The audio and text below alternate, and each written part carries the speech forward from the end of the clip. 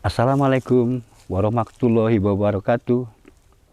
Salam supranatural, salam sejahtera. Sobat TH2, jumpa lagi dengan kami tim Hati-Hati.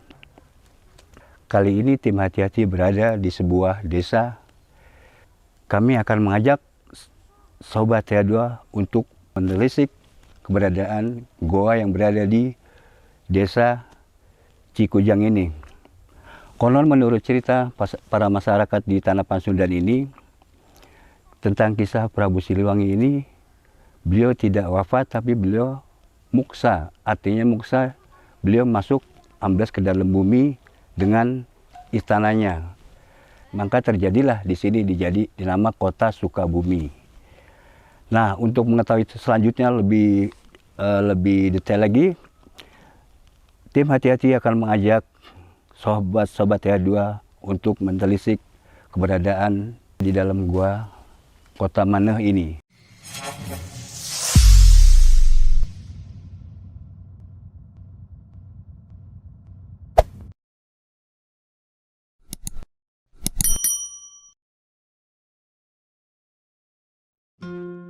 Sobat TH2, pada segmen kali ini kami kembali menyajikan eksplorasi Tatar Parahyangan. Dari Kabupaten Sukabumi, Jawa Barat, tepatnya di Kampung Ciburial, Desa Cikujang, Kecamatan Gunung Guru, terdapat sebuah goa yang terletak di bawah kaki Gunung Guru, yang berdasarkan peraturan daerah Pemda Sukabumi telah dinyatakan sebagai situs. Belum banyak wisatawan yang mengunjungi tempat ini, mungkin karena minimnya promosi wisata, kecuali kunjungan para peziarah dari berbagai daerah dengan berbagai macam maksud dan tujuan. Ada yang datang ke tempat ini untuk kholwat, yaitu upaya ritual mengasingkan diri dari keramaian guna memperoleh ketenangan diri. Ada pula yang berniat memperoleh berkah dengan berbagai tata cara ritual berdasarkan keyakinan masing-masing. Terdapat juga kabar bahwa tokoh pelaku kejahatan setelah melakukan perampokan pada sebuah toko emas di Cikini, Jakarta, pernah juga melarikan diri dan sempat bersembunyi di dalam gua ini hingga beberapa hari. Konon dalam meditasinya, tiba-tiba tokoh pelaku kejahatan seperti memperoleh ilham dalam membayangkan nasib kaum fakir miskin. Sehingga setelah keluar dari gua Kuta Maneh, ia menjual hasil rampokannya, kemudian dibagikan kepada kaum fakir miskin. Sehingga dari peristiwa ini, ada yang menjuluki sang pelaku kejahatan tersebut sebagai Robin Hood Indonesia. Kembali pada keyakinan orang-orang yang berziarah ke tempat ini, di samping mereka yang gagal memperoleh harapannya, juga terdapat berbagai pengalaman serta testimoni mereka yang berhasil memperoleh harapan.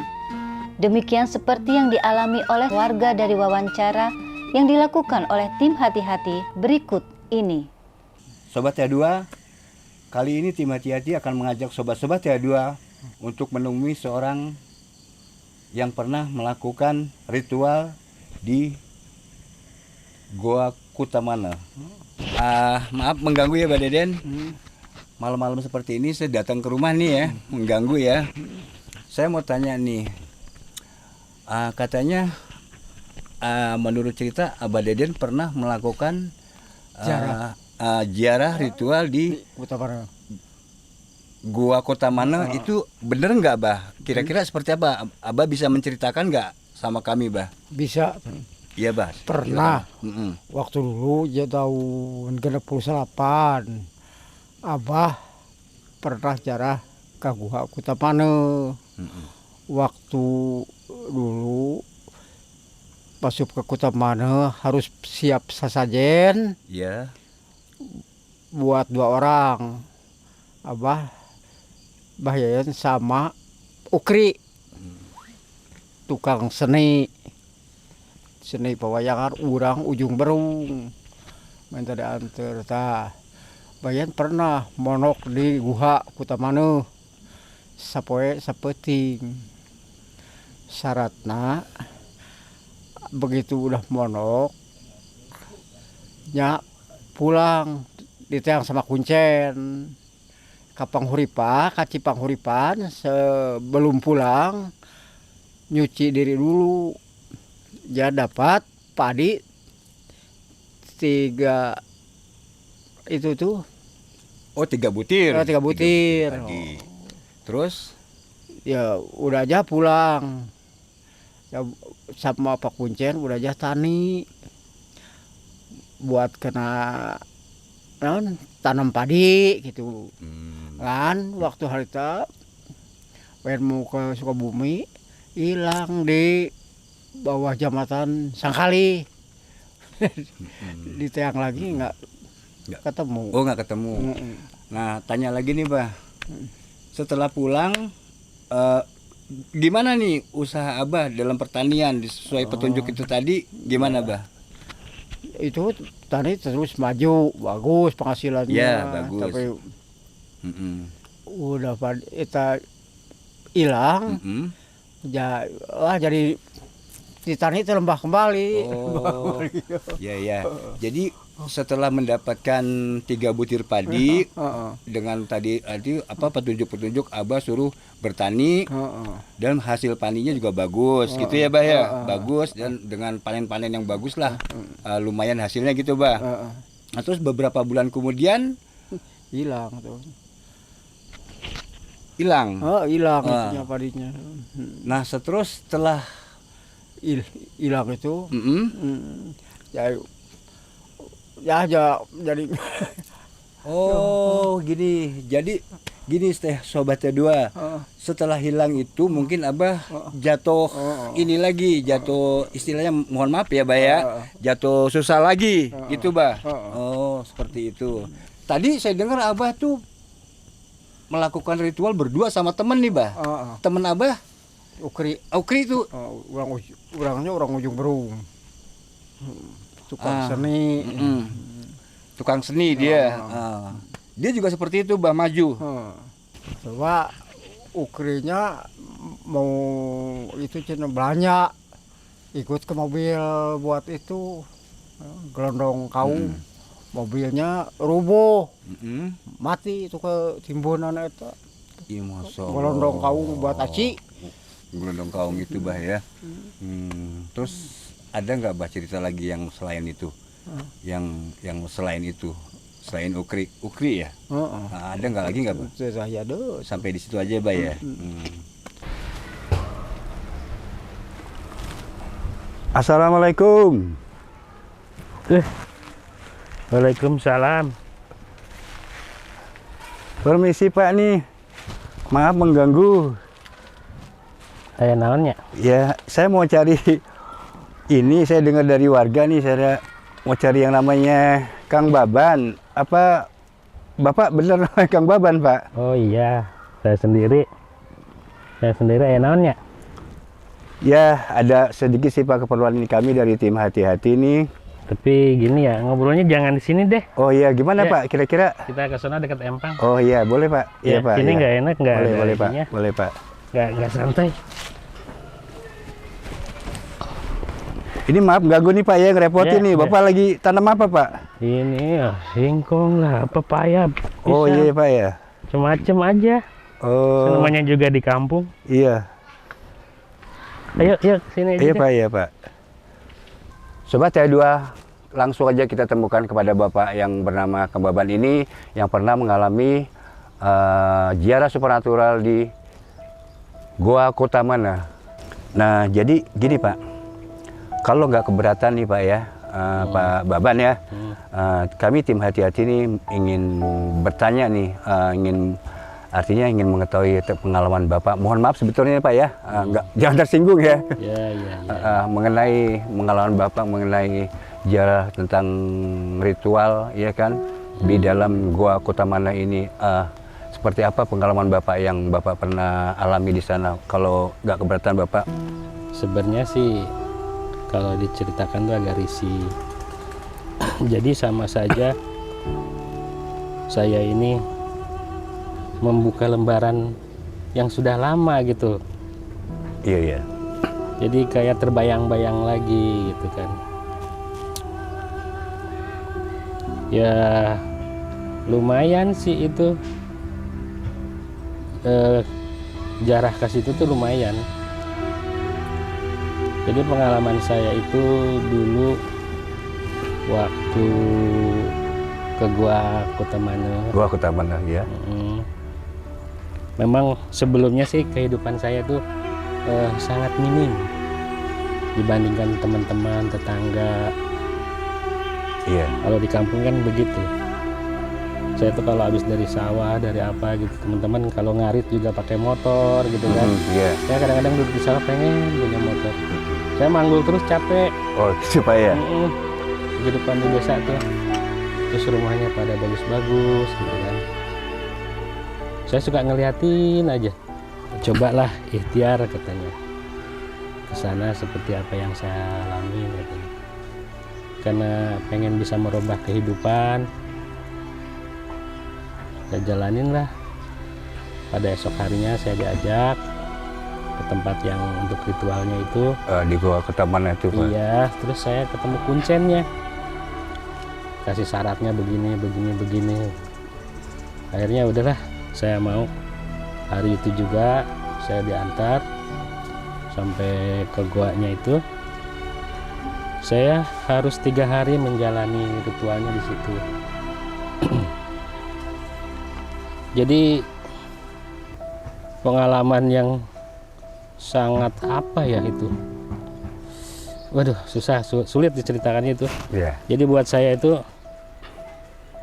menyedihkan juga.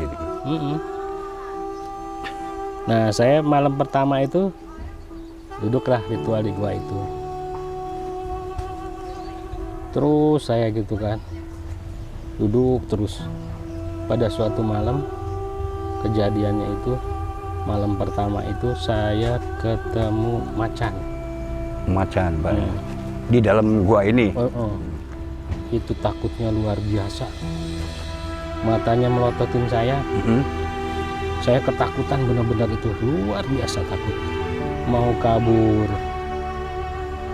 Ya gimana, pasti kalau kabur diterkam gitu kan. Iya. Sedangkan kabur itu kan gua itu sempit. Betul. Dinding-dindingnya itu batu-batu tajam. Ya kan, nggak beraturan. Pasti kalau saya nenggol-nenggol itu berdarah. Akhirnya saya pasrah. Malam itu dengan rasa takut, pasrah. Ya mati-matilah gitu kan. Udah gitu kan. Terus saya diem merem. Yang sendiri gitu. Itu malam pertama. Malam pertama ditemukan seekor macan besar, Pak ya. Iya, besar itu. Terus pada singkatnya ya ceritanya. Malam kedua saya mengalami sama seperti itu, tapi ini ketemu ular. Oh, ular. Oh, beda lagi nih, Pak. Malam kedua, Pak ya. Itu panjang. Seolah-olah itu terus besar. Itu lidahnya menjulur. Wah. Itu saya lebih takut lagi dari macan. Ular yang sangat takut banget tuh. Untuk macan nggak, saya anggap ya masih ada bisa ini ya. Kalau ular udah ngelilit saya tuh pada hari itu. Waduh. Nggak kebayang saya. Remuk tulang-tulang saya tuh. Itu udah palanya ngangkat, lidahnya menjulur. Saya takut. Sekali antuk saya habis tuh. Nah, akhirnya saya merem juga. Dengan rasa takut, merem, hilang begitu saja. Mau kabur juga gimana, sama seperti itu udah nggak bisa kemana-mana. Karena kondisi ruangan yang sempit ya, Pak ya. Iya tuh yang tuh repot. Nah, malam ketiga itu saya didatangin kuncen. Kuncen artinya juru kunci Juru di kunci situ. Oh. Didatangin saya tuh. Samperin, kata dia, sudah selesai. Oh gitunya. Mau, ya. Udah selesai, coba mandi-mandi dulu, bersih-bersih ke Sungai Kahuripan. Sungai Kahuripan. Sungai Kahuripan. Saya di dunia catat. Nah di situ mandi biasa bersih-bersih. Udah suruh pulang tuh. Pulang sampai rumah, pikiran nggak tenang, kebayang terus Ya, Pak ya. Kebayang terus itu. Saya harus gimana, kebayang pokoknya terus. Terus bagaimana Pak setelah itu Pak? Gitu kan itu setelah tadi setelah Bapak sampai rumah. Iya. Saya itu setelah 3 bulan mengalami kehidupan tuh yang sangat pesat. Usaha pertanian lancar, ya kan? Usaha-usaha apa aja jadi gitu, jadi. Iya. Ya pokoknya rumah kebeli lagi, Iya. kendaraan kebeli. Itu saya merasakan di situ tuh anak-anak semua tercukupi semua. Oh jadi Bapak setelah pulang dari ritual itu 3 bulan kemudian kehidupan ekonomi Bapak meningkat lebih baik lagi ya? Meningkat. Kan aneh gitu kan? Iya. Meningkat terus. Nah setelah terus itu nggak selang berapa lama kehidupan saya ambruk. Pertama difitnah orang. Masya Allah. Orang tuh ngelihat tuh kayaknya geluh, kalau sana mah geluh gitu kan, benci gitu kan, gitu. Nah saya juga bingung di situ tuh. Semua usaha-usaha ambles, jatuh, bener-bener jatuh. Udah jatuh gitu ya, udahlah pasrah lagi, gitu kan. Itu maaf Pak, itu jatuh dalam 1 tahun itu brek begitu aja Pak. Iya, Langsung Bapak terus ya mohon maaf ya. Ya seminggu itu udah orang juga udah nggak suka aja ngeliat gitu. Oh iya, Banyak subhanallah, fitnah, ya. banyak fitnah. Jadi setelah renungan, direnung-renung terus introspeksi kan, oh ternyata yang hasil kemarin itu kalau macan itu Macan ya. itu tandanya itu kita naik derajat. Oh derajat ya Pak ya. Derajatnya naik, saya merasa itu. Tapi ketemu yang kedua kalinya tuh ular, itu semua memfitnah, fitnahan dari orang, usaha. Iya. Ya ngelilit utang juga, ada juga utang. Oh begitu Pak ya. Oh artinya kayaknya sepertinya kayak itu ular itu simbol ya Pak ya, Iya, bahwa simbol. itu Dari kita kira itu renung-renung. Saya tuh waspada, kurang hati-hati. Ya sudah terjadilah, mau apa lagi. Iya. Rasanya juga kan ya udah mau apa lagi sih. Iya. Jadi Iya. malu, sekarang malu iya gitu kan. Udah ya kembali kehidupan seperti lama lagi. Oke Pak. Ada lagi nggak Pak kisah-kisah yang lain kayaknya? Oh So. udah sih cukup itu aja. Itu aja Pak ya. Nggak ada lagi. Oh, oke. Oke Sobat Tia2, itulah tadi sekilas bincang-bincang kami dengan Bapak Baban yang pernah mengalami ziarah dan mengerjakan supranatural di Gua Kota Mane di Desa Cikujang, Kecamatan Gunung Guru, Kabupaten Sukabumi. Sobat TH2, demikianlah pandangan terhadap Gua Kutamane pada saat ini. Jika kita tarik benang merah tentang masa lalu Gua Kutamane, adalah terdapat kisah bahwa tempat itu menjadi tempat terakhir Prabu Siliwangi bersama para resi penasehat kerajaan, dan secara bergantian beberapa patih Mangkupraja menghadap Prabu Siliwangi. Sebagaimana diketahui bahwa menjelang akhir pemerintahan kekuasaan Pajajaran adalah berpusat di Pakuan yang sekarang berada di tengah kota Bogor. Pada masa-masa itu, Pajajaran sebagai kerajaan besar di Pasundan selalu mampu menyelesaikan masalah jika ada pertikaian baik dengan para adipati maupun bupati yang berada di bawah kekuasaannya. Akan tetapi, Pajajaran berkali-kali tidak mampu menyelesaikan pertikaian dengan sebuah kekuasaan baru di wilayah Caruban Larang atas munculnya Kasultanan Cirebon. Uniknya bahwa Kasultanan Cirebon dipimpin oleh Pangeran Walangsungsang yang bergelar Prabu Cakrabuana tak lain adalah putranya sendiri.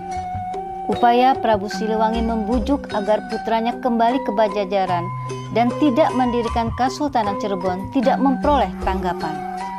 Bahkan ketika Syarif Hidayatullah yang kemudian juga digelari sebagai Sunan Gunung Jati memperkuat basis Kesultanan Cirebon yang dinobatkan menjadi Sultan kedua di Istana Pakungwati yang menjadi pusat pemerintahan Kesultanan Cirebon. Prabu Siliwangi seakan-akan melakukan pembiaran atas berkembangnya Kesultanan Cirebon. Ini barangkali dipicu oleh faktor kekerabatan di mana Prabu Cakrabuana adalah putranya sendiri, sementara Sunan Gunung Jati adalah merupakan cucunya sendiri. Karena Sunan Gunung Jati terlahir dari seorang ibu yang bernama Nyimas Rara Santang, yaitu adik dari Pangeran Walang Sungsang dan kakak dari Prabu Kian Santang yang merupakan putra-putri Prabu Siliwangi saat menikahi Nyimas Subangkarancang di pesantren Syekh Kuro Karawang. Sehingga kemelut Pajajaran dengan Kesultanan Cirebon jika dilihat dari sisi kekerabatan, maka itu adalah pertikaian antara bapak, anak, dan cucu. Sementara pada sisi lain, jika dilihat dari sisi politis kekuasaan, nampak sangat merugikan Pajajaran. Sehingga disinilah rakyat Pajajaran hingga para menteri, bahkan para resi penasihat kerajaan merasakan kegalauan dalam memandang martabat kehormatan Pajajaran. Di tapal batas wilayah sebelah timur kekuasaan Pajajaran, tepatnya di wilayah Talaga Manggung hingga hutan Lewi Munding Raja Galuh, sempat terjadi bentrokan senjata atau peperangan antara pasukan Pajajaran dengan laskar Kesultanan Cirebon. Anehnya, Prabu Siliwangi sebagai raja yang terkenal sakti mandraguna tidak pernah mau untuk turun laga. Ini yang kemudian menimbulkan protes yang keras dari para punggawa hingga para pembesar kerajaan. Sang Prabu yang terkenal bijak itu akhirnya pergi meninggalkan istana menuju tempat yang sebelumnya menjadi tempat menenangkan diri pada saat-saat tertentu. Lokasi tersebut adalah sebuah goa yang berada di kaki Gunung Guru, sehingga tempat itu awalnya dikenal sebagai Goa Gunung Guru. Konon ketika sang Prabu dari dalam goa itu hendak menemui Prabu Kian Santang yang berada di Pakuan Bogor, ataupun akan menemui Pangeran Walang Sungsang yang ada di Keraton Pakungwati Cirebon, maka tak harus sang Prabu keluar dari goa lalu menuju kedua tempat tersebut. Tetapi sang Prabu cukup duduk di pintu lorong goa tertentu yang menuju Bogor dan satu lorong lagi yang menuju Cirebon. Itulah bahwa di dalam Goa Gunung Guru terdapat dua lorong atau terowongan yang bersifat ghaib. Demikian sampai pada sebuah waktu ketika para resi dan para mahamenteri menyampaikan aspirasi agar sang Prabu bersedia turun laga memimpin pasukan bala tentara kerajaan Pajajaran untuk menggempur Kesultanan Cirebon. Perdebatan dialog terjadi cukup sengit. Lalu tiba-tiba sang Prabu melepaskan mahkotanya pada sebuah batu yang jika dipukul batu tersebut berbunyi seperti kentongan, sehingga kemudian batu itu disebut batu tongtong. Nah, ini ruangannya, sahabat. Nah. Setelah meletakkan mahkotanya di batu tersebut, lalu Prabu Siliwangi berkata, "Jika kalian terus mendesak aku berperang dengan anak cucuku, dan itu adalah darah dagingku sendiri, maka aing lebih suka lebet ka bumi." Setelah bersupata dengan kalimat tersebut, hilang lenyaplah tubuh Prabu Siliwangi dari hadapan mereka, dan hancur lenyap pula istana beserta isinya yang ada di Pakuan Bogor seakan-akan lenyap di telan bumi. Perihal mahkota Prabu Siliwangi yang diletakkan di atas batu tongtong ikut lenyap pula, dan konon terbang melayang, kemudian jatuh di hadapan Sang Hyang Sirah yang ada di ujung kulon. Ketika sang Prabu menghilang, kakinya menimpa sebuah batu, dan hingga saat ini batu tersebut menyisakan jejak seperti goresan kaki macan. Dari peristiwa tersebut, Goa Gunung Guru akhirnya dikenal dengan nama Goa Kutamaneh, di mana penamaan Kutamaneh berasal dari dua suku kata, yaitu Kuta dan Maneh. Kuta berasal dari kata mahkota, dimaksudkan untuk mengenang mahkota Prabu Siliwangi, sedangkan arti Maneh adalah menetap atau lestari. Ini setidaknya bersesuaian seperti dalam Wangsit Siliwangi, di mana walaupun sang raja pergi ngahyang dan istana pun menghilang, tetapi martabat dan kehormatan serta ajaran Pajajaran akan tetap lestari di Tatar Parahyangan atau Pasundan. Demikianlah asal-usul Goa Kutamana, sebagaimana kisah ini jika diambil dari kisah Tatar Parahyangan. Inilah penampakan dari sudut demi sudut yang ada di dalam Goa Kutamana. Kondisi jalan masuknya licin bebatuan, tajam, sempit dan gelap, nyaris tak ada cahaya yang masuk. Konon sebenarnya di dalam gua ini terdapat 11 ruang khusus untuk semedi dan 1 ruangan di bagian bawah ada sebuah kolam yang tidak seberapa lebar serta digenangi oleh air dari sumber mata air yang ada di dalam goa itu dan disebut sebagai kolam kahuripan atau kolam kajayaan. Perihal 11 ruang semedi tadi, masyarakat secara umum hanya menemukannya 9 ruang semedi saja, yang kemudian oleh kearifan lokal masyarakat setempat dijaga dalam pengawasan 9 orang juru kunci dengan tradisi secara turun-temurun. Demikianlah sajian kami pada eksplorasi tentang Goa Kutamana yang kini menjadi situs resmi Purbakala. Semoga pemaparan narasi kami dapat bermanfaat. Wallahul muwafiq ila aqwamit thoriq. Wassalamualaikum warahmatullahi wabarakatuh. Salam hati-hati.